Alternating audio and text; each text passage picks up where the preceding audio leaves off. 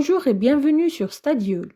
Dans la vidéo précédente, nous avons parlé des différents types de cellules et nous avons vu que la cellule eucaryote est une cellule complexe et qui contient un noyau.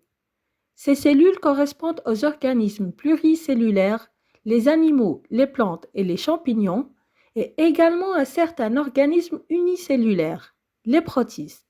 Selon la classification ancienne, les protistes sont de trois types: les protozoaires, les protophytes et les champignons microscopiques. La cellule eucaryote est entourée d'une membrane plasmique qui forme une barrière physique et un site d'échange entre le milieu extérieur et le milieu intérieur de la cellule. Cette membrane entoure un noyau et aussi plusieurs autres organites qui nagent dans le cytosol.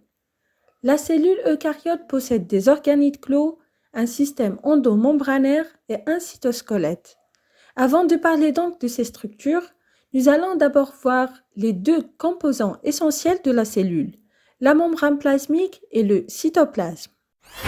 Les cellules eucaryotes possèdent une membrane plasmique qui est une bicouche phospholipidique, dans laquelle sont intégrées plusieurs protéines et qui permet de séparer le contenu interne de la cellule de son environnement. Le phospholipide est une molécule lipidique comportant deux chaînes d'acides gras et un groupe contenant du phosphate.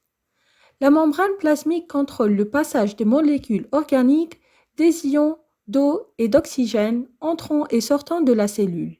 De même, les déchets tels que le CO2 et l'ammoniac quittent la cellule en traversant la membrane plasmique. Le cytoplasme est l'ensemble du contenu de la cellule hors du noyau et qui est enfermé par la membrane cellulaire. Il a une couleur transparente et un aspect gélatineux. Il est composé des organites en suspension dans le cytosol en forme de gel, du cytosquelette et de divers produits chimiques.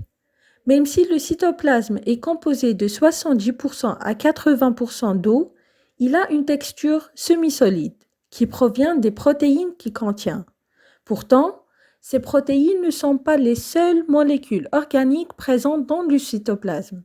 Le glucose et d'autres sucres simples, les polysaccharides, les acides aminés, les acides nucléiques, les acides gras et des dérivés du glycérol sont également présents. Les ions de sodium, de potassium, de calcium et de nombreux d'autres éléments se dissolvent aussi dans le cytoplasme.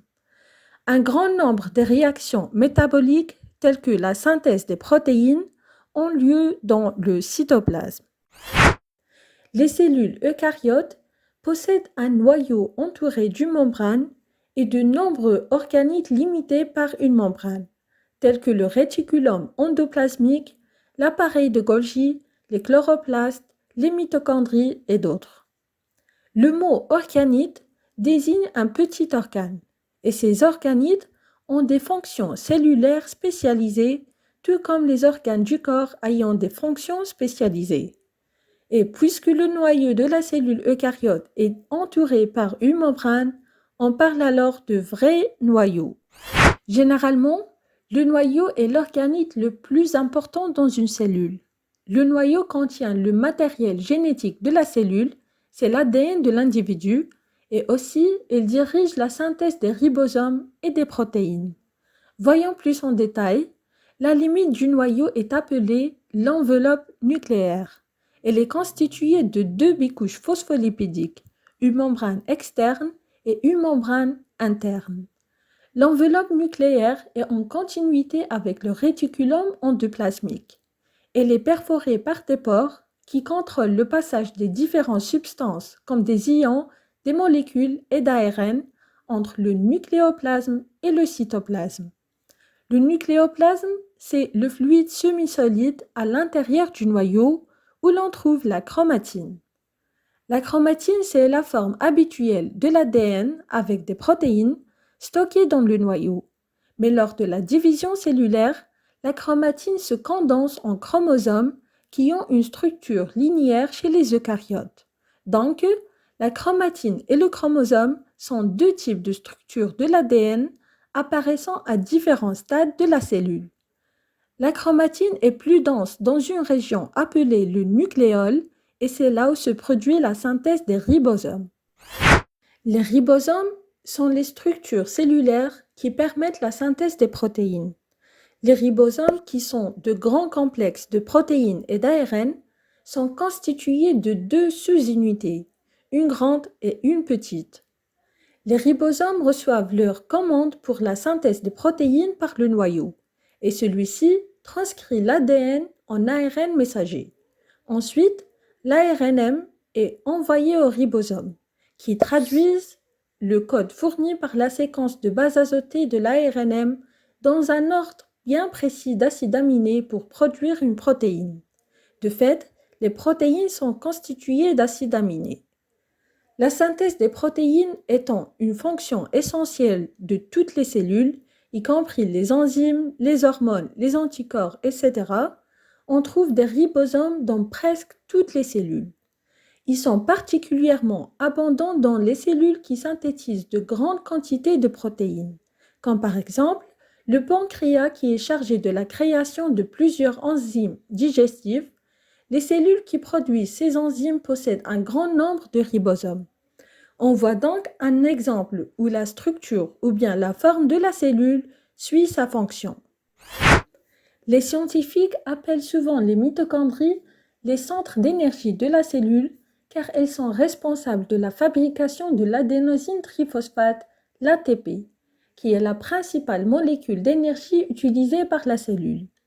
La respiration cellulaire est le processus de fabrication de l'ATP à partir du glucose et d'autres nutriments. Dans la mitochondrie, ce processus utilise de l'oxygène et produit du CO2 comme déchet.